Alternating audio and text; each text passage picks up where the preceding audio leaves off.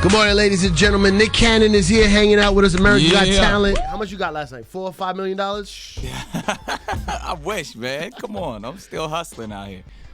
What do you mean you're hustling? You're rich. I still live check to check. Ain't nothing changed. The checks are just bigger. There's a lot of checks coming in from multiple sources. Yeah, but if America's Got Talent stop tomorrow, I'm struggling.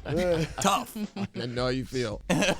So what's good, man? I'm glad that you woke up early to hang out with us. You don't wake up early much anymore. Yeah, nah. Like you used to. Had to leave that alone. This ain't even really early, real talk. I mean, I know what time y'all get up. Yeah. I feel for y'all. Nah, could you hire us to do something else? Because this early morning thing is for the birds. What's it like? You know, you've done radio now, and just being a kid who grew up in America, you know, even though you and Howard had some weird differences over the years, what's it like working with the legendary Howard Stern? Man, I always had respect for that dude, you know, even when we did have our little issues at the beginning, just because I respect the art form and he's one of the best to ever do it.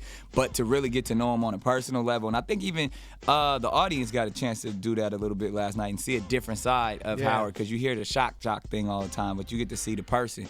And you like, yo, this dude is mad cool. So, like, I think he's going to gain a gang of fans just from America's Got Talent alone, but then he's still going to please all of his fans that he already had. But yeah, you did a great job as well, man. Thank you, man. I enjoyed the show.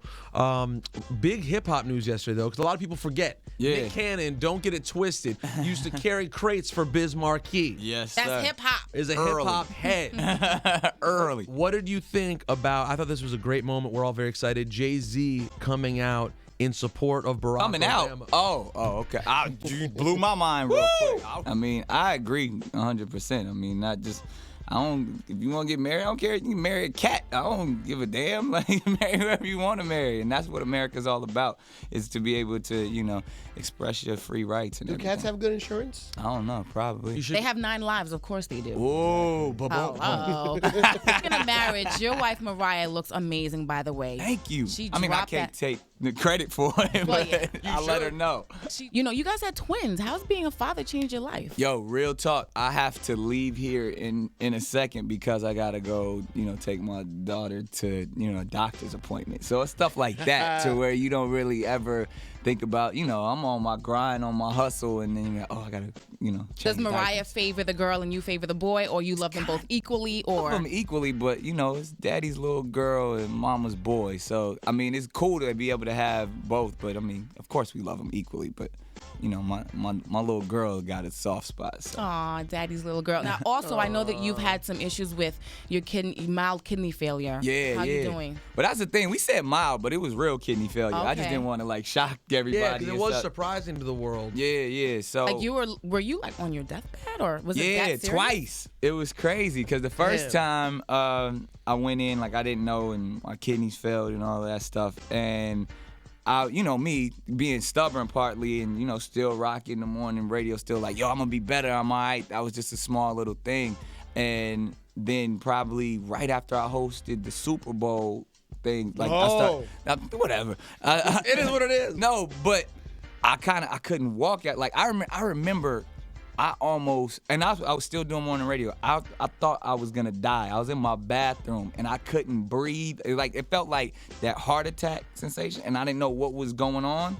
And then I went to the doctor that day, and they was like, "Yo, if you wouldn't have came here, it was over." I had 2 blood clots in my lungs. Oh my I had moved over to my heart had enlarged, all this crazy stuff. So I went back, and then that was just the kicker. Was like, all right, we got to take this. It took all of that for me to kind of get everything in order, but I'm good now. But obviously, you know, I'm still on a little bit of medicine, and you know, I'm trying to do it right. You got some Coumadin? Yeah. You know, when I fly, I gotta have the blood thinners and all of that. But other than that, I'm straight. And he's cock diesel. He's been in the I gym. mean, that helps. That helps. All right. Also, Nick Cannon, I'm hearing that you were hanging out with Rosenberg for Hip Hop Squares. Yes, going in. This is my center square right here. Man, yo, I gotta let everybody know Rosenberg did a phenomenal job. Like, real talk, like I've hosted a bunch of shows, I've produced a bunch of shows with different hosts.